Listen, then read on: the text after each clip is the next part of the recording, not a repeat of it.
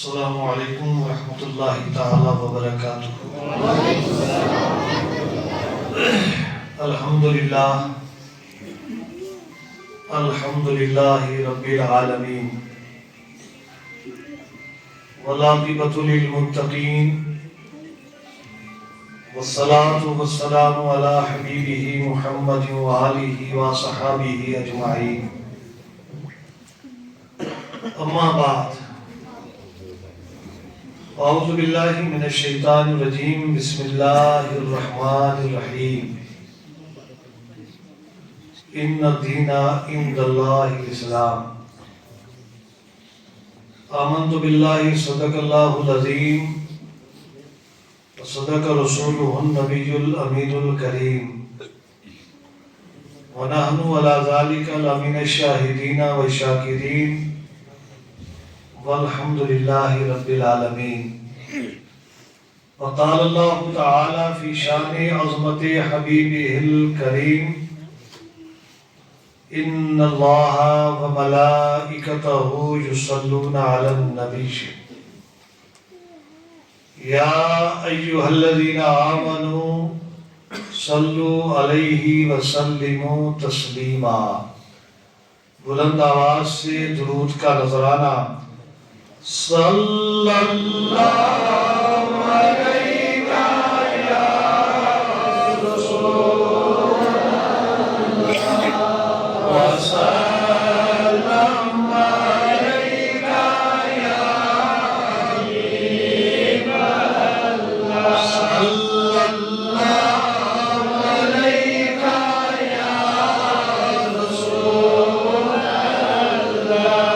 وسلم سے اعلیٰ نبی، سب سے اعلیٰ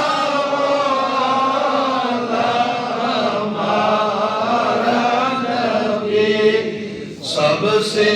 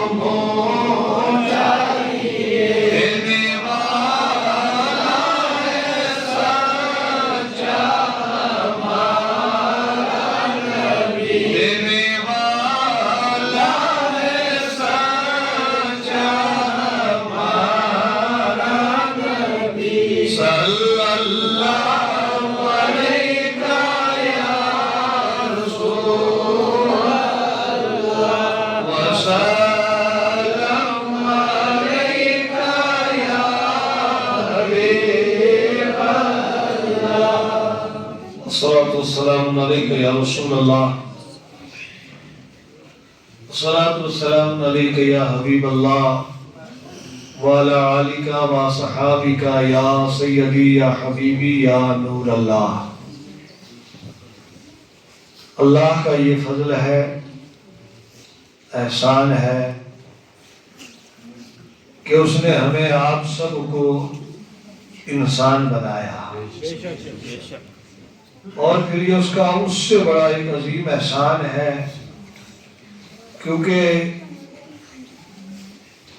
انسان جو ہے وہ لسان سے بنا ہے، اور سب سے بڑا احسان یہ ہے کہ انسانوں میں اس نے ہمیں اپنے حبیب کی امت میں پیدا فرمایا، اور پھر امت میں پیدا کر کے ہمیں وہ اسلام اور وہ اپنے پیارے حبیب کا امتی پیدا کیا کہ وہ اسلام کہ ان الدین عند اللہ الاسلام، کائنات کے اندر ہر انسان چاہے وہ کسی بھی مذہب کے ساتھ اس کا واسطہ ہو، کسی بھی گروہ کے ساتھ اس کا تعلق ہو، کائنات میں ہر ایک انسان یہ کہتا ہے کہ میرا مذہب جو ہے، میرا دھرم جو ہے وہ سچا ہے۔ آج تک آپ نے کسی سے نہیں سنا ہوگا، جو جہاں جائے، جس طرف جائے، وہ یہی کہتا ہے کہ میرا دھرم جو ہے، میرا مذہب جو ہے وہ سب سے اچھا ہے۔ اگر کوئی آدمی پتھر کے سامنے سر جھکا رہا ہے، اس کا بھی ایک دھرم ہے۔ آگ کی پوجا کر رہا ہے، اس کا بھی ایک مذہب ہے۔ پیڑ پودوں کی پرورش کر رہا ہے، پوج رہا ہے، اس کا بھی ایک اپنا مقصد ہے۔ کسی نے کسی سے پوچھا تھا کہ تو یہ آگ کو کیوں پوج رہا ہے؟ اور وہ پوچھنے والا وہ انسان تھا کہ جس کے صدقے سے، جس کے توسل سے ہندوستان کے اندر آج جو ہم آپ سارے کے سارے قرآن پڑھتے ہیں، قرآن پر ایمان رکھتے ہیں، حشر کو، قبر کو، منکر نکیر کو، تمام چیزوں پر جو ہمارا آپ کا ایمان ہے، تو یہ اسی رسول کے اس وفادار امتی کا، اس وفادار غلام کا صدقہ ہے جس کو ہندوستان میں عطائے رسول کہتے ہیں، جس کو ہندوستان کی بولی میں غریب نواز کہتے ہیں، جس کو ہندوستان میں ہر انسان عطائے رسول کہتا ہے۔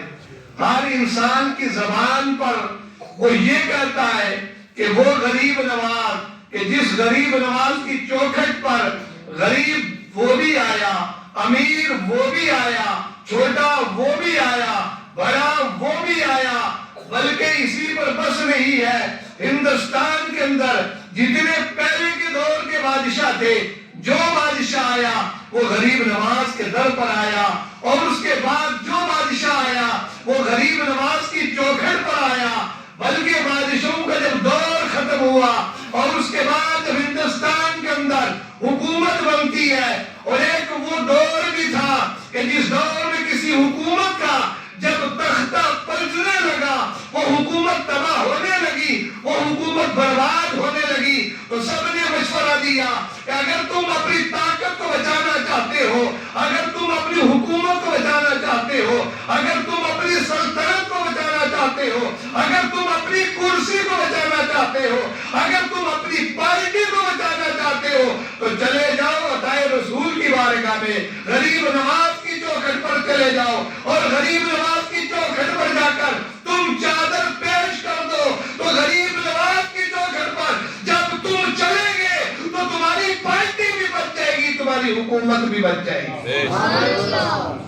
میرے ساتھیوں، تاریخ بتاتی ہے، آج بھی وہ اخبارات موجود ہیں، آج بھی وہ اخبار کا وہ ٹکڑا کسی نہ کسی کے پاس موجود ہوگا کہ جب وہ عطائے رسول کی چوکھٹ پر پہنچی تو سب نے کہا تھا کہ وہ گئی، اب میں نام نہیں لوں گا، اور چوکھٹ پر حاضری دینے کے بعد جب وہ واپس آئے تو بولے آئی۔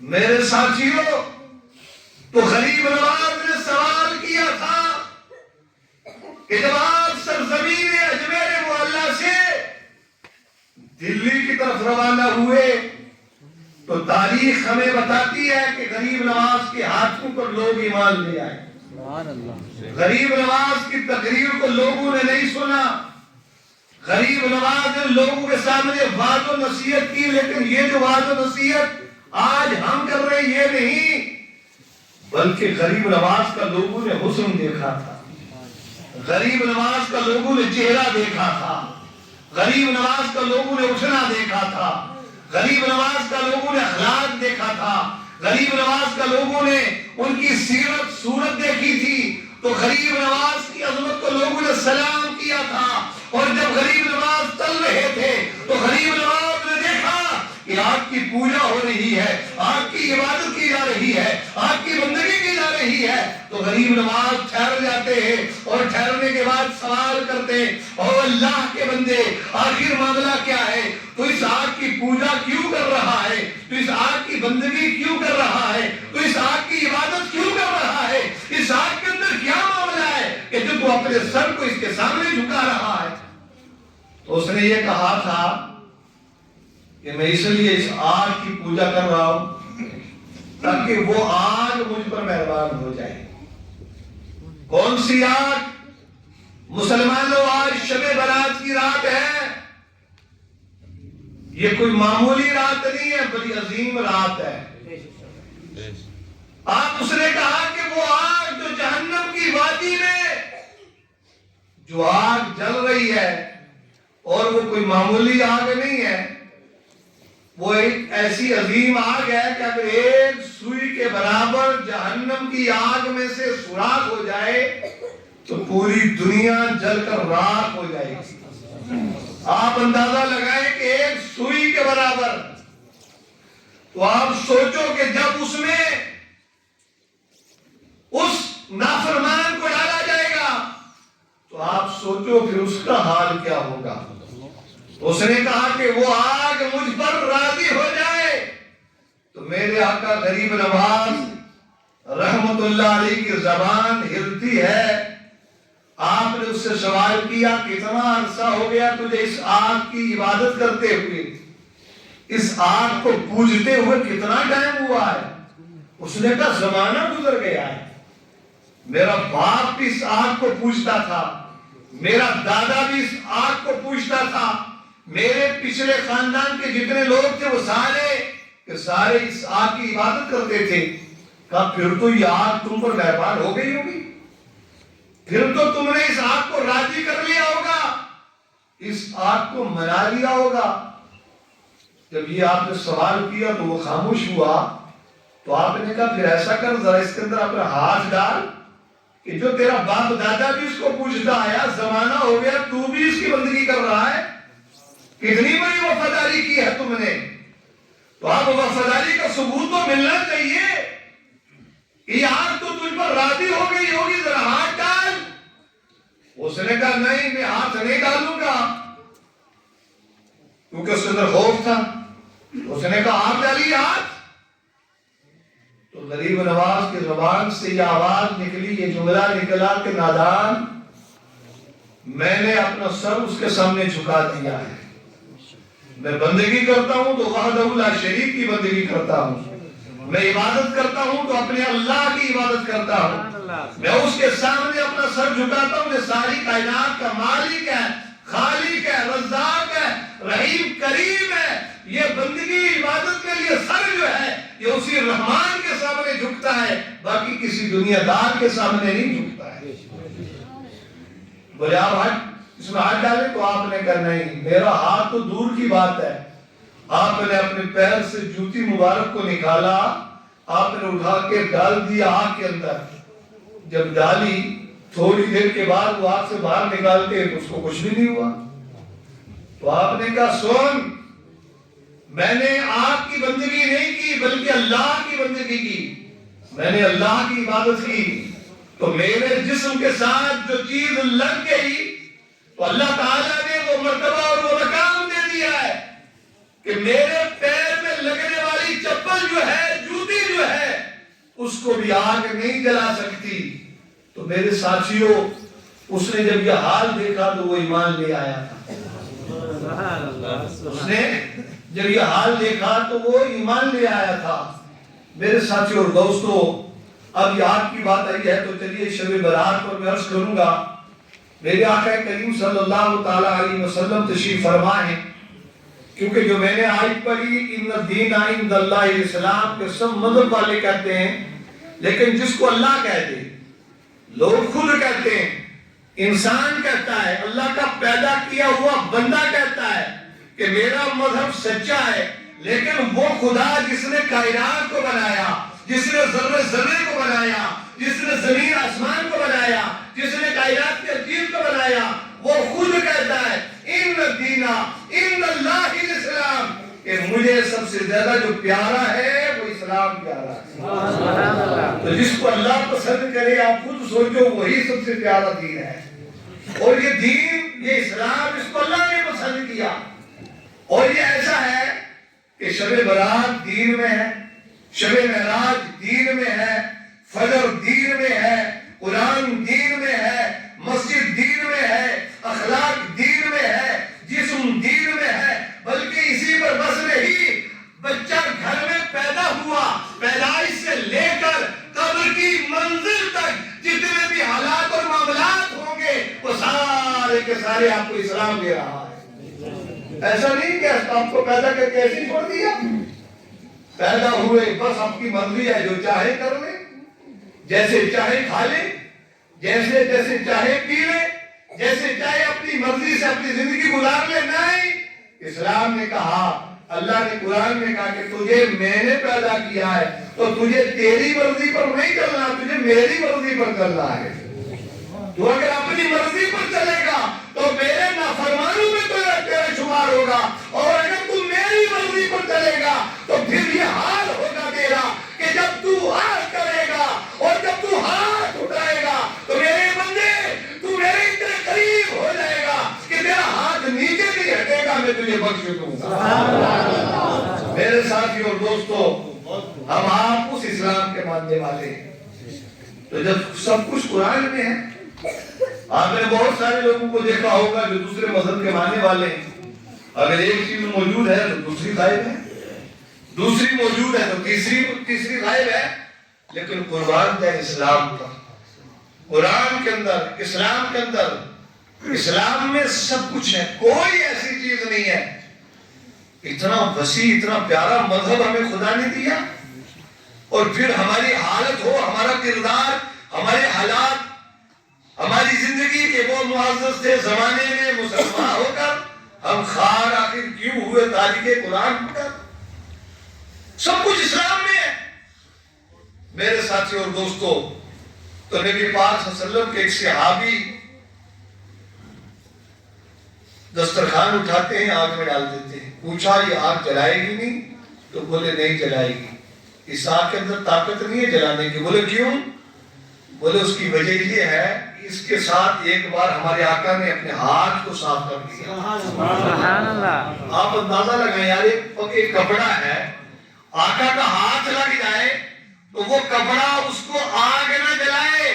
تو جس کے دل میں رسول اللہ کی محبت ہو، جس کے دل میں قرآن ہو، جس کے دل میں اللہ کی وحدانیت کا اعلان ہو، جس کے دل میں اللہ کی محبت ہو، آپ خود سوچو اس کو جہنم کی آگ کیسے جلائے گی. لیکن وہ زبانی خرچ نہیں ہونا چاہیے نا، خالی دعویٰ نہیں ہونا چاہیے نا، اور فعل میں فرق نہیں ہونا چاہیے نا. کیونکہ اسلام وہ اللہ ایسا ہے کہ وہ آپ کے دل کو جانتا ہے. یہ تو دنیا کے معاملات ہیں، دل میں کچھ ہے تو زبان پر کچھ ہے.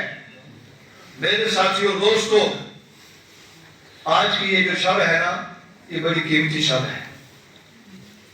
میں نے آپ کے امام صاحب کو حضرت اللہ مولانا اقبال مدنی صاحب ماشاءاللہ بڑے اخلاق مند آدمی ہیں، اور ان کے اندر ایک لگن ہے، ایک پیار ہے، ایک جذبہ ہے، کام کرتے ہیں. آج الحمدللہ آپ دیکھیں کہ یہاں کا ماحول دیکھنے کے بعد دل بڑا سکون میں ہو جاتا ہے کہ اس میں کوئی شک نہیں کہ مولانا اقبال صاحب نے کام کیا ہے. ایسا کام کیا کہ سکھا کٹھا، اب تو اس کا نام بھی بدل دینا چاہیے. کس قدر لوگوں کو جوڑا ہے انہوں نے ایک ہی طرف، بس کام ہونا چاہیے. کام ہی سے انسان کی پہچان ہے، کام ہی سے. آج صبح حاجی عبدالعزیز صاحب کا مجھے فون آیا، مجھے مبارکباد دینے لگے ہمارے اوپر، بلکہ آپ کے بھائی آپ کا بھی میں شکر گزار ہوں. آپ سب کا، کتنے ایسے چہرے ہیں جو وہاں پر آئے تھے، خاص کر کے ہمارے شوکت صاحب میں بیٹھے ہیں، اب جو ساتھ میں ہمارے بزرگ صاحب بیٹھے ہیں. یہ تو ادب کے خلاف ہے کہ باپ نیچے ہو اور بیٹا اوپر ہو، لیکن مجبوری کے تحت میں نے حضرت سے کہا میری کچھ طبیعت آج کافی خراب تھی، دانتوں میں درد تھا. پوچھنے میں نے کہا تو میں نے کل ان کو وہ کر کے بھیجا، تو انہوں نے کہا نہیں سب انتظار کر رہے ہیں. تو جب ضد کی تو پھر مجھے یہاں پر حاضر ہونا پڑا. اور ظاہر سی بات ہے کہ وہ بڑے نیچے ہیں اور ہم اوپر نہیں، لیکن اب مجبوری ہے، تو مجبوری کے تحت ہم بیٹھے ہیں، ورنہ میں مناسب نہیں سمجھتا ہوں. وہ تو بڑے ہیں، چھوٹوں کے سامنے بھی ہمیں نہیں بیٹھنا چاہیے. تو حاجی صاحب کا مجھے فون آیا، کہنے لگے جی بہت بہت مبارک ہو آپ کو کہ آپ نے اتنا بڑا وہاں مطلب پروگرام ہوا، اتنی عظیم شان سیرت النبی کانفرنس ہوئی.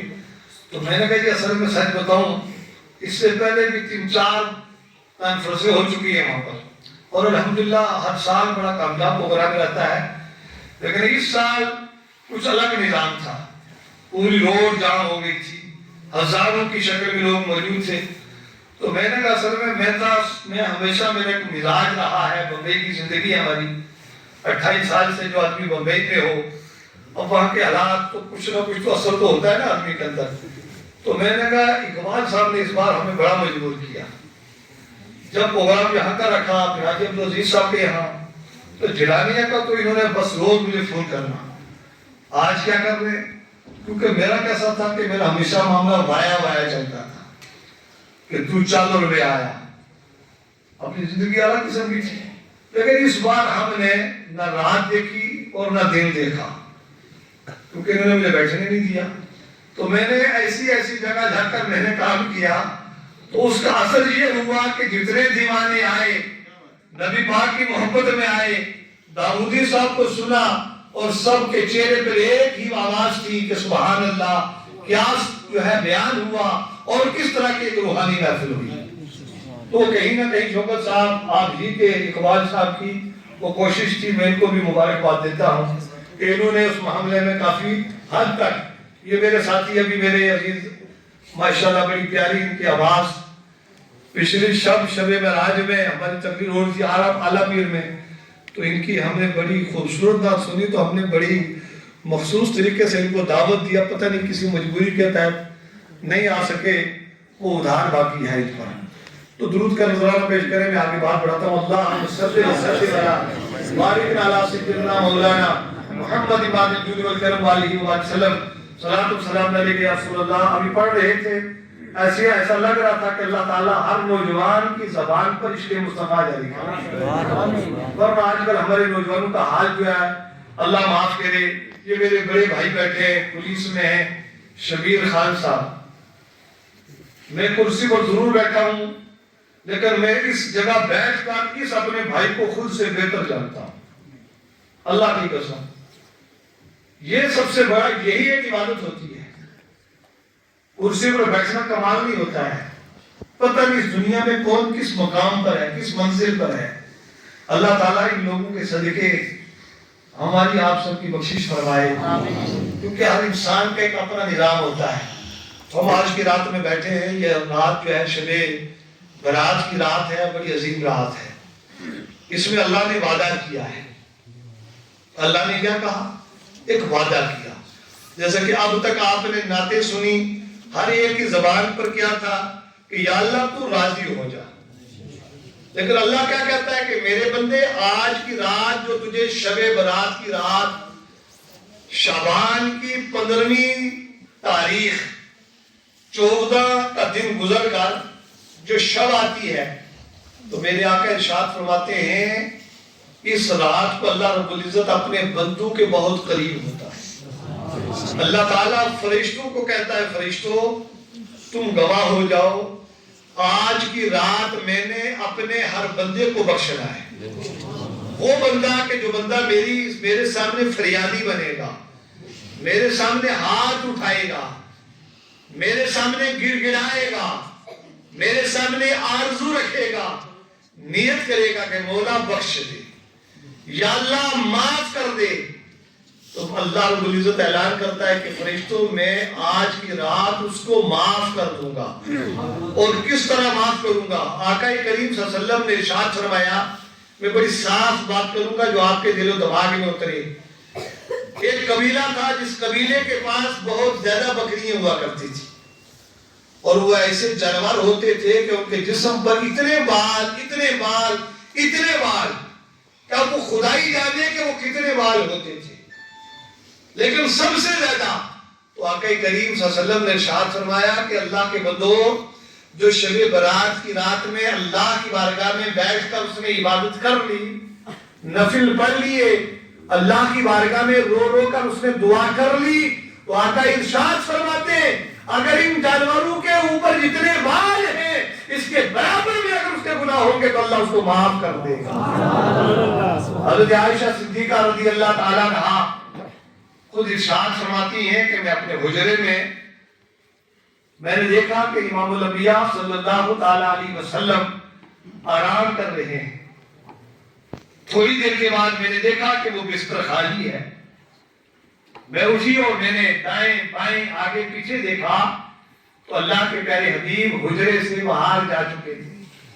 میں فوراً باہر نکلی اور چلتے چلتے جب میں آگے گئی تو میں نے جنت البقیع میں نے آقا کریم صلی اللہ تعالیٰ علیہ وسلم کو روتے ہوئے دیکھا، گڑ گڑاتے ہوئے دیکھا، فریاد کرتے ہوئے دیکھا۔ ایک بات سوچیں آپ، وہ آقا کہ جن کے لیے اللہ نے زمین آسمان کائنات شجر حجر ہر چیز جو بنائی ہے وہ کس کے لیے بنائی ہے؟ اپنے حبیب کے لیے بنائی ہے، اپنے پیارے کے لیے بنائی ہے۔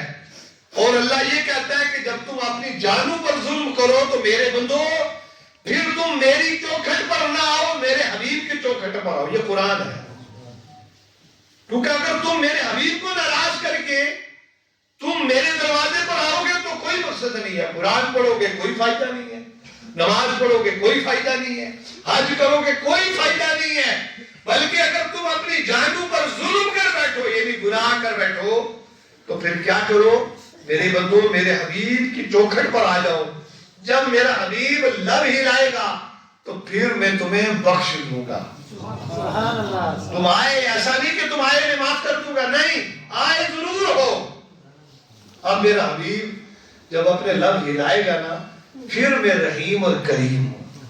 یعنی اللہ نے یہ ایک بالکل واضح اشارہ دے دیا کہ میں اپنے اسی بندے کو بخش دوں گا، اسی کے لیے میں رحیم کریم ہوں جو میرا بندہ میرے حبیب کا ہے، اور جو میرے حبیب کا نہیں ہے وہ میرا نہیں ہے۔ یہ قرآن کا ہے، یہ قرآن کا فیصلہ ہے۔ جس طرح اللہ رب العزت نے اپنے حبیب سے کہا کہ میرے حبیب تم مبشر ہو، تم نذیر ہو، سوال پتہ ہوتا ہے کہ بارے نا تو نے اپنے حبیب سے کہا مبشر، تو اپنے بندوں سے کیوں نہیں کہتا کہ لوگوں سنو میں نے اپنے حبیب کو مبشر بنایا ہے؟ اللہ رب العزت کی رحمت نے جواب دیا کہ یہ لوگ جو ہے نا، یہ بندے جو ہیں ان کو میں نے پیدا کیا ہے اور ان کی فطرت بھی میں جانتا ہوں کہ جیسے 50 آدمی کو بٹھا دو آپ اور ان کے سامنے اچھی سے اچھی بات کر دو آپ، 25 لوگ قبول کریں گے، 25 انکار کر بیٹھیں گے۔ اللہ رب العزت نے کہا کہ لوگوں سنو، مجھے میرے حبیب کے لیے لفظ انکار پسند نہیں ہے کہ اگر میں لوگوں پر فیصلہ چھوڑوں گا اور لوگوں یہ میرا حبیب مبشر ہے تو کوئی مانے گا کوئی نہیں مانے گا، تو میں نے کہا میرے حبیب کوئی مانے نہ مانے میں خدا تجھے مان رہا ہوں کہ تو مبشر ہے۔ دنیا سے مجھے دنیا کا کوئی معاملہ نہیں ہے، دنیا مانے نہ مانے میں تجھے مان رہا ہوں۔ میرے ساتھیوں، تو شب برات کی رات میں اللہ رب العزت کے پیارے حبیب ارشاد فرماتے ہیں، حضرت عائشہ صدیقہ رضی اللہ تعالیٰ فرماتی ہے کہ نبی پاک ساروں قطار رو رہے تھے تو آپ فرماتی جب میں قریب گئی تو نبی پاک صلی اللہ علیہ وسلم نے کہا عائشہ کہ آپ کو کیا محسوس ہوا کہ معاذ اللہ کیا میں نے تمہارے ساتھ ناانصافی کی کہ میں نے تمہارا حجرہ چھوڑ کر؟ حضرت عائشہ صدیقہ رضی اللہ تعالیٰ عنہ فرماتے ہیں کہ یا رسول اللہ ایسا نہیں ہے، بلکہ میرا سب کچھ آپ پر قربان آتا، آپ آرام کر رہے تھے اور اس کے بعد میں نے دیکھا کہ بستر پر آپ نہیں ہیں تو میں نے فوراً آپ کی تلاش شروع کر لی۔ تو آقا نے فرمایا عائشہ سنو، آج کی رات جو ہے یہ بخشش کی رات ہے، سبحان اللہ، یہ حدیث شریف ہے۔ آقا فرمایا، حضرت عائشہ فرماتی ہے کہ آقا نے فرمایا کہ عائشہ سنو، آج کی رات یہ بخشش کی رات ہے، نجات کی رات ہے، اور اس رات میں جس نے جو مانگا اللہ تعالیٰ اس کو دے گا۔ اللہ کہتا ہے کہ میرے بندے نجات چاہ میں نجات دے دوں گا تجھے، بخشش چاہتا ہے بخشش دوں گا تجھے، جوانی چاہیے جوانی دوں گا تجھے، صحت چاہیے صحت دوں گا تجھے، بچوں سے پریشان ہے بچوں کی تو فرما بردار بنا دوں گا، بیٹا چاہیے میرے بندے مانگ کیا مانگتا ہے؟ میرے ساتھیوں کو دینے پر ہے. اس نے وعدہ کیا ہے, اس کے حبیب نے اعلان کیا ہے کہ آج کی رات میں وہ آپ کو ضرور دے گا. یہ اور بات ہے کہ ہمارا برتن ہی تنگ ہو تو ہم اپنے آپ کو مجرم مانے. اللہ کی بارگاہ میں کمی نہیں ہے, اگر نہ ملے تو کہیں نہ کہیں ہماری نیت کا معاملہ ہے. ورنہ آج کی رات تو بخشش کی رات ہے, آج کی رات نجات کی رات ہے, آج کی رات دعا قبول ہونے کی رات ہے, آج کی رات اللہ کو منانے کی رات ہے, آج کی رات جنت جہنم سے آزادی کی رات ہے, آج کی رات نجات کی رات ہے, آج کی رات بخشش کی رات ہے. اور جس کو آج نہ ملا اس کو کبھی نہ ملے گا. اور پھر آگے ارشاد فرماتے ہیں کہ شب برات کی رات میں جب سورج غروب ہوتا ہے, اللہ کی طرف سے فرشتوں کو سامنے اعلان ہوتا ہے کہ اس کی فائل تیار ہو گئی ہے. کون سی فائل؟ جیسے ایک آدمی کاروباری ہوتا ہے, وہ سال میں اس کا اپنا ایک نظام ہوتا ہے, وہ بھاگتا ہے سی اے کے پاس جاتا ہے, سارے معاملات کرتا ہے کہ میری فائل مضبوط بن جائے, میرے معاملات مضبوط ہو جائیں. تو آج کی رات میں کیا ہوتا ہے کہ اللہ تعالیٰ فائل بنا کر دے دیتا ہے کہ فرشتوں یہ فائل اس بندے کی تیار ہو گئی ہے. آج میں نے اس کے اس میں لکھ دیا ہے, اس نے جینا ہے کہ اس نے مرنا ہے, اس کو عزت ملے گی کہ ذلیل ہوگا. جو بھی معاملہ ہے, پورے سال کا جتنا بجٹ ہے, جتنا معاملہ ہے, آپ کے ساتھ کیا ہونے والا ہے, ایکسیڈنٹ ہونے والا ہے, کینسر ہونے والا ہے, کون سی بیماری لگنے والی ہے, کون سے حالات ہونے والے ہیں, کتنا رزق اللہ آپ کو دینے والا ہے, کتنی مشکلات میں آپ کو اللہ ڈالنے والا ہے, کتنی آسانی دینے والا ہے, کتنی خوشحالی دینے والا ہے, وہ سارا کا سارا جتنا نظام ہوگا پورے سال کا, وہ سارا کا سارا اس رات میں اللہ کی طرف سے آج بالکل واضح طور پر اعلان کر دیا جائے گا. آپ سوچو ذرا, تو شب برات کے بغیر بھی تو وہ آپ کو عزت دے سکتا ہے کہ نہیں دے سکتا ہے؟ شب برات کے بغیر بھی تو وہ آپ کو زندگی دے سکتا ہے کہ نہیں دے سکتا ہے؟ یہ بہانہ ہے, کیونکہ اللہ اپنے بندے سے پیار کرتا ہے کہ میرے بندے, میں نہیں چاہتا کہ تو جہنم کی آگ میں جا, کیونکہ ماں کی ممتا ایک طرف, 70 ماؤں کی ممتا ایک طرف, لیکن میں رحیم ہوں تیرا خدا, میں کریم ہوں تیرا خدا. میرے بندے, میں تجھے پریشانی میں ڈالنا نہیں چاہتا, میں تیری پریشانی دیکھنا نہیں چاہتا, میں تیری رسوائی, اس لیے میرے بندے میں نے یہ تجھے موقع دیے. شب برات میں نے تجھے دے دی ہے, رمضان میں نے تجھے دے دیا ہے, لیلۃ القدر کی رات میں نے تجھے دے دی ہے, سورہ یاسین تجھے میں نے دے دی ہے, قرآن میں نے تجھے دے دیا ہے, مسجد میں تو میں نے تجھے دے دی ہے, میں نے اپنا ذکر تجھے دے دیا, اپنے حبیب کو تجھے دے دیا. اور میرے بندے, اب اگر تو اس راستے پر چلے گا تو تیری نجات ہے, اور اگر تو یہ راستہ چھوڑ دے گا تو پھر آخر تیرا ٹھکانہ جہنم ہے. میرے ساتھیوں, آخر کبھی ہم نے سوچا ہے, کبھی ہم نے اپنے معاملات کو دیکھا ہے؟ اور ایک بات یہ بھی یاد رکھے, یہ ضروری نہیں ہے کہ شب برات کی رات میں ہر آدمی کی دعا قبول ہو. اٹھاؤ حدیث کو. ابھی چند باتیں مولانا اقبال صاحب نے مجھے بتائی کہ کچھ اصلاح کے اوپر جو کہ ضرورت ہے. ایک آدمی دنیا میں بھول کر لے, ایک آدمی دنیا کے ڈھاکے ڈال لے, ایک آدمی دنیا میں تباہی مچا دے, ایک آدمی دنیا میں اللہ کے بندوں کو پریشان کرے, اور وہ پریشان کر کے مسجد میں آئے, یا اللہ تو راضی ہو جا, تو کیا اللہ راضی ہوگا؟ نہیں راضی ہوگا. کس غفلت میں ہے آپ؟ ایک آدمی دوسرے کا مال کھا کر آئے, چوری کر کے آئے, غیبت کر کے آئے, برائی کر کے آئے, فتنہ فساد برپا کر کے آئے, اور وہ آئے مسجد میں آ کر رہے کہ اللہ معاف کر دیا, اللہ نہ. اٹھاؤ حدیث, مسلم کا حدیث ہے, کون کہتا ہے کہ خدا معاف کرے گا؟ اس نے خود کہا کہ میرے بندے سن, میری بندگی عبادت جو تجھ پر میں نے نماز کو فرض کیا نا, اقیم الصلاۃ وآتوا الزکات, نماز قائم کرنے کا جو حکم دیا, یہ میرا تیرا معاملہ ہے. میں چاہوں تو تجھے معاف کر دوں, اور نہ چاہوں تو تجھے جہنم میں ڈال دوں. یہ میرا معاملہ ہے. زکات میرا معاملہ، نماز میرا معاملہ، حج میرا معاملہ، یہ فرائض میں ہے معاملہ، کیونکہ میرا اختیار ہے، میں پاورفل ہوں، میں نے کسی سے فیصلہ کرانا نہیں ہے، میں نے کسی سے مشورہ نہیں کرنا، میں نے کسی سے معلوم نہیں کرنا ہے کہ کیا کروں کیا نہیں کروں. یہ تو انسانوں کے لیے ہے کہ ہم نے کل سفر کرنا ہے یا کیا کریں گے، کیسے کریں. اللہ کہتا ہے نہیں،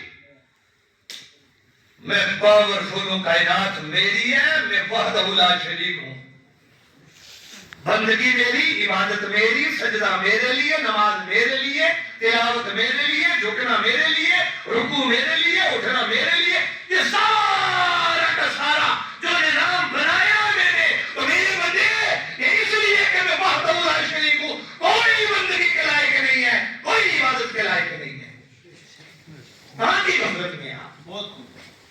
اللہ نے یہی تو کہا کہ حضرت آدم، جب حضرت آدم نے کہا شیطان سے اللہ کے حکم سے، یہ جو شیطان تھا یہ کیا تھا، یہ جس پر آج لاہور پڑھتے ہیں آپ، لاہور سے شیطان بھاگتا ہے. دیکھو علماء نے لکھا ہے کہ وہ آدمی کہ جس کا ایمان پکا ہو وہ جب لاہور پڑھتا ہے تو شیطان بھاگتا ہے، اور جس کا خود ہی معاملہ گڑبڑ ہے تو بتاؤ وہ کہاں سے بھاگے گا. آقا کے حدیث ہے جب آدمی گناہ کرتا ہے تو سینے پر ایک نشان بیٹھتا ہے، اگر اس نے توبہ کی وہ نشان صاف ہو گیا، اور اگر نہیں تو وہ پھیلتے پھیلتے پورے دل پر قبضہ کر لیتا ہے، پھر وہ آدمی گناہ نہیں جانتا ہے. بولو کہ آج ہمارے معاشرے میں ایسا نہیں ہے.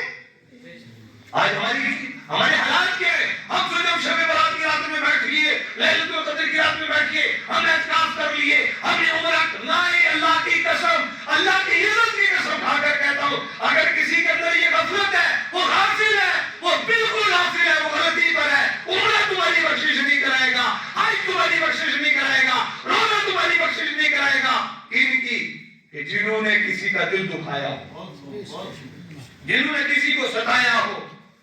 اٹھاؤ حدیث، میرے آقا ارشاد فرماتے ہیں کہ اگر کسی نے کسی اللہ کے بندوں میں سے ایک بندے کو ستایا، ناک ستایا، اللہ کے حبیب ارشاد فرماتے ہیں اللہ تعالیٰ ایک بار ستانے کے عوض میں 60 سال کی عبادت کو ختم کر دے گا. کس وقت میں 60 سال عمر ہی نہیں ہوتی ہے. 60 سال میں آپ آدمی کہاں پہنچ جاتا ہے، بچی کر جاتے ہیں. اور دیکھیں گے جی قبر میں دیکھیں گے کیا ہوتا ہے. یہی شیطان آپ کے پیچھے لگا ہے. اللہ نے کہا چل کر سجدہ اس کو آدم کو کر. یہ چیف تھا، یہ فرشتوں کا استاد تھا، یہ امیر جماعت تھا. یہ کون تھا؟ یہ جنت میں رہنے والا تھا. شیطان کرے کہاں تھا؟ جنت میں تھا. اللہ نے کہا کر سجدہ. کیا کہا؟ میں نہیں کرتا. اور کیوں نہیں کرتا؟ تکلیف کیا تجھے؟ پیٹ میں درد ہے، کیا معاملہ ہے؟ کیوں نہیں کرتا؟ کہا نہیں کرتا. کہا بات کیوں نہیں کرتا؟ کہا اس لیے نہیں کرتا ہوں کہ میرا مقام بڑا ہے، میں اونچا ہوں. تو نے مجھے کس سے پیدا کیا ہے؟ آگ سے، اور آدم کو مٹی سے. تو میں نہیں کرتا. تو اللہ نے کہا میں کہتا ہوں تجھے، یہ میرا حکم ہے. کہا تیرا حکم ہے تب بھی نہیں کرتا. بولے چل پھر چل باہر ہو جا. آج سے تو مردود ہو گیا. آج سے تو لوگ کہتے ہیں میں نے تو اتنی نمازیں پڑھ لی، میں نفل پڑھے، سب برات میں جاگتا رہا. باپ بھی رو رہا ہے، ماں بھی رو رہی ہے، بھائی بھی پریشان، غیبت، چغلی، فتنے، فساد، حسد، اس کا مال اس کو لینا، اس کو دینا، اس کی ٹوپی اس کی ٹوپی، اسی نے پوری کی پوری زندگی رشوت لینا، یہ کام ادھر کرنا، وہ ادھر کرنا. بس مستی میں ہے. بس شب برات کی رات میں بیٹھیں گے، حلوہ کھائیں گے، 2-4 نفل پڑھیں گے، اللہ کریں گے، قرآن کی تلاوت کر لیں گے، بس نکلا شب برات کو. ہم تو پوری رات بیٹھیں گے.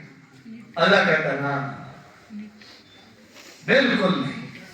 کیونکہ نظام قائم کر دیا اس نے. آپ کو پیدا کر کے اس نے چھوٹ نہیں دے دی ہے. اس نے سارے معاملات آپ کے سامنے رکھ دیے. ایسے کرے گا تو ایسے کرے گا، مسجد میں آئے گا تو کس طرح تجھے آنا ہے، مسجد سے باہر جائے گا تو کس طرح جانا ہے، پہلی صف میں کیسے کھڑا ہونا ہے، دوسری میں کیسے کھڑا ہونا ہے، یہاں تک کہ اگر آپ کی پہلی دوسری تیسری چوتھی الگ الگ فضیلت ہے، پہلے امام پر رحمت، پھر بھائی جاتی، پھر بھائی، اس طرح صفوں کا معاملہ ہے۔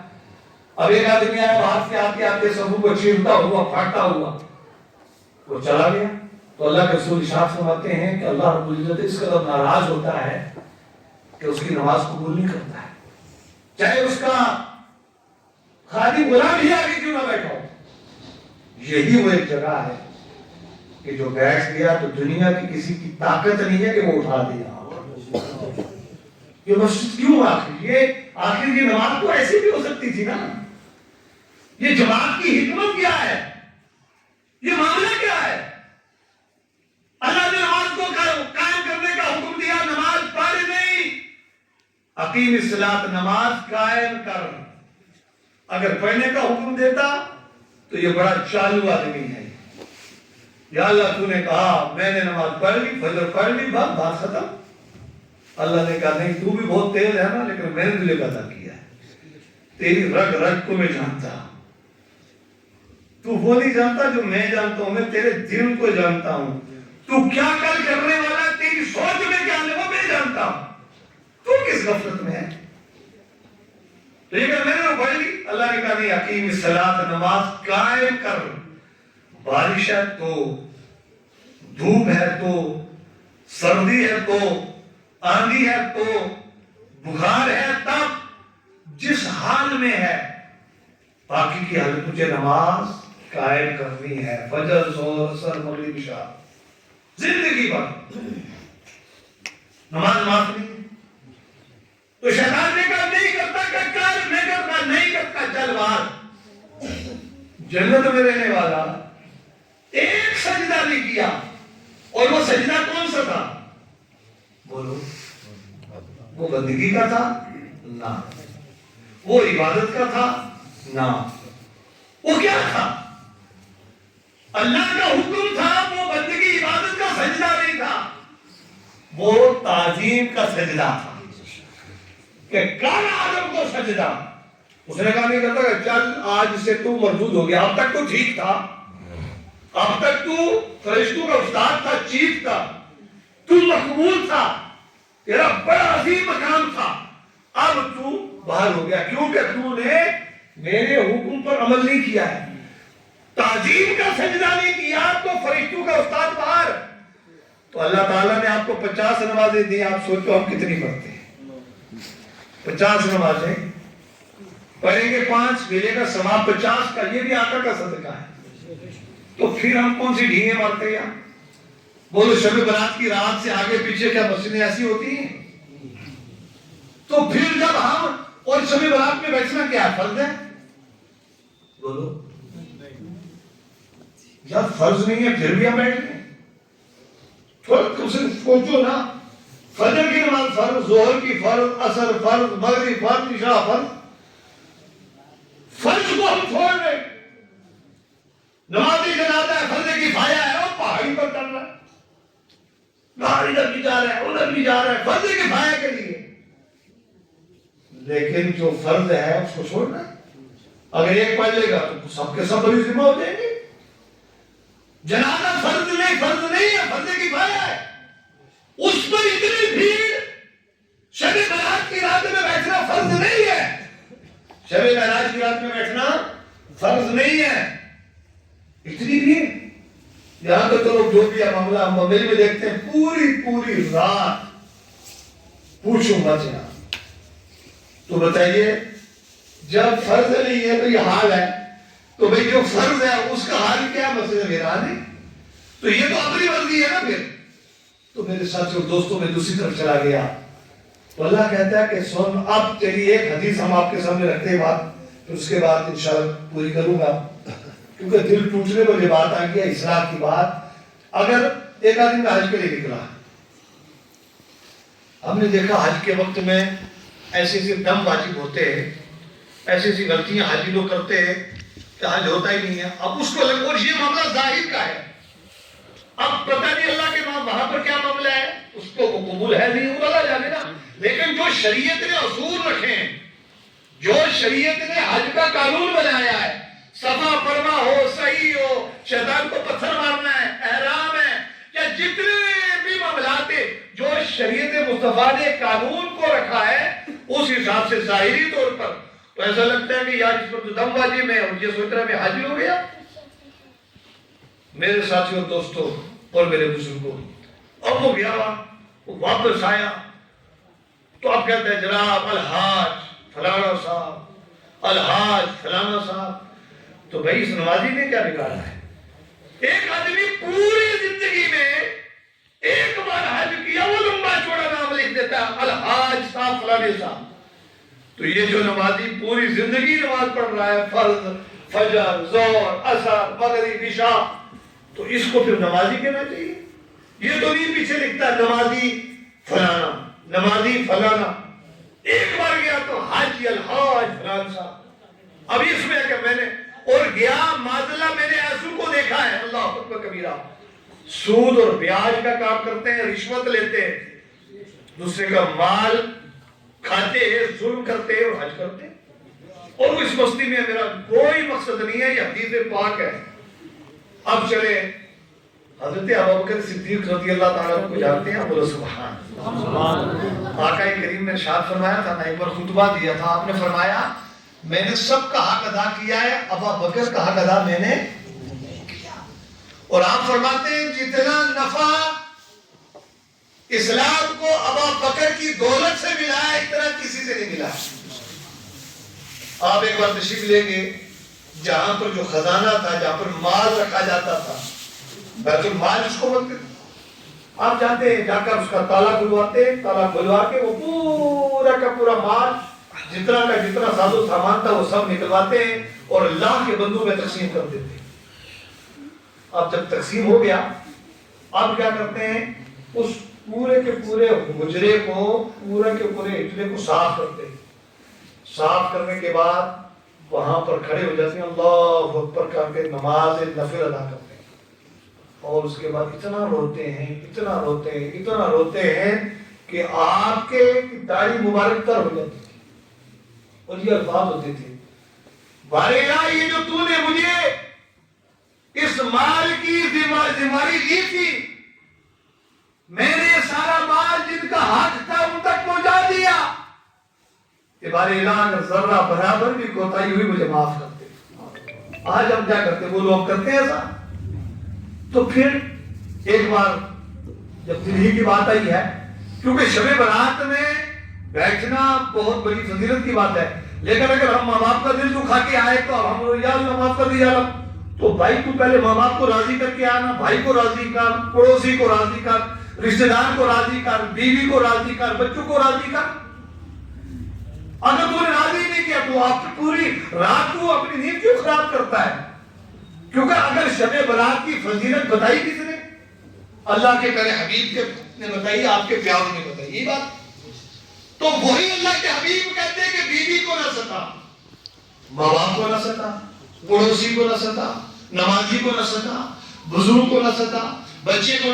تو وہ بات پر ہم عمل نہیں کرتے، اس بات پر ہم نے عمل کر لیا، نہیں ہماری زندگی لمبی ہو جائے، ہمیں جہنم سے آزادی مل جائے، یہ ہو جائے وہ ہو جائے. تو اب پیچھے کا معاملہ ہم نے نہیں دیکھا ہے. نبی کریم صلی اللہ علیہ وسلم تشریف فرما ہے، حضرت عائشہ صدیقہ رضی اللہ تعالیٰ عنہا تو نبی کریم صلی اللہ علیہ وسلم نے کہا عائشہ مانگ کیا مانگتی ہے؟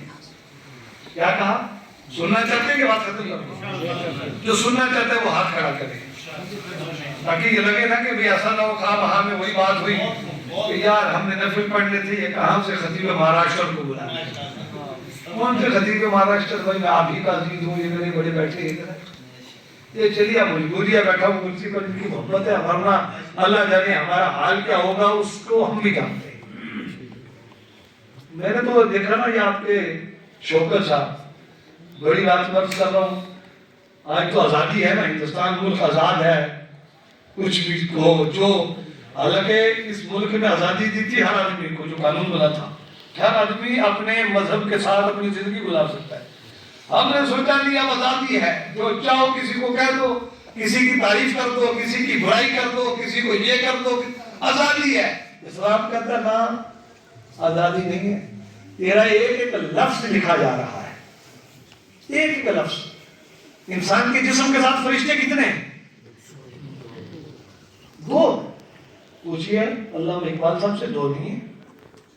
دائیں بائیں آگے پیچھے 5 فرشتے. یہ تو دائیں بائیں وہ تو لکھ رہے نا. تو وہ لکھتے ہیں کہ جب آدمی بولتا ہے اور ان کی حکومت دل پر ہے, وہ آپ کے دل کے معاملے کو لکھ رہے ہیں. کہ آپ نے کسی کی تعریف کی, آپ اللہ کے حبیب ارشاد فرماتے ہیں اگر آپ اپنے کسی بھائی کی تعریف کرتے ہو اخلاق کی بنیاد پر, ایمان کی بنیاد پر, تو اس کی تعریف کرنے میں ثواب ملتا ہے. اور اگر وہاں پر آپ نے چپلوسی کی تو آپ لکھتے ہیں, آپ نے کہا ہے کہ پھر آپ تیار ہو جاؤ کہ محشر کے میدان میں آپ کو جواب دینا ہوگا کہ جب اس میں یہ بات نہیں تھی تو نے کیوں کہا.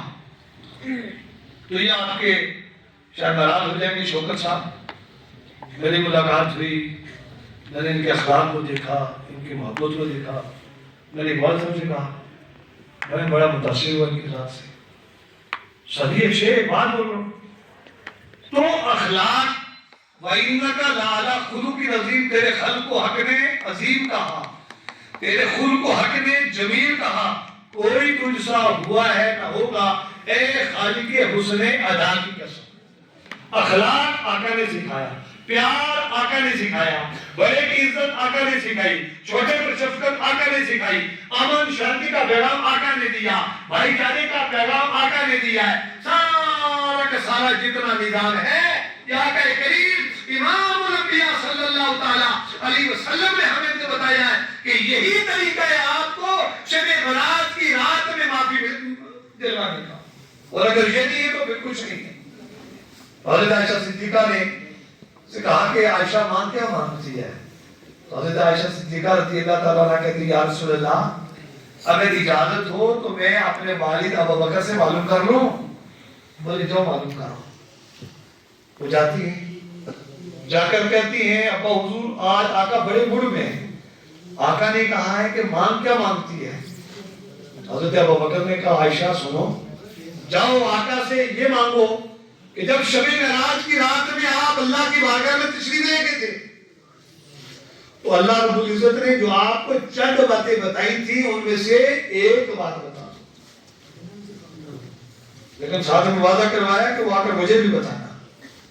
آپ جاتی ہیں, جانے کے بعد آقا کی بارگاہ میں آخر کا معلوم کیا؟ بولے ہاں یا رسول اللہ وہ بتائیں جو آپ کو شب معراج کی رات میں اللہ کی بارگاہ سے جو آپ کو 3 باتیں ملی ان میں سے.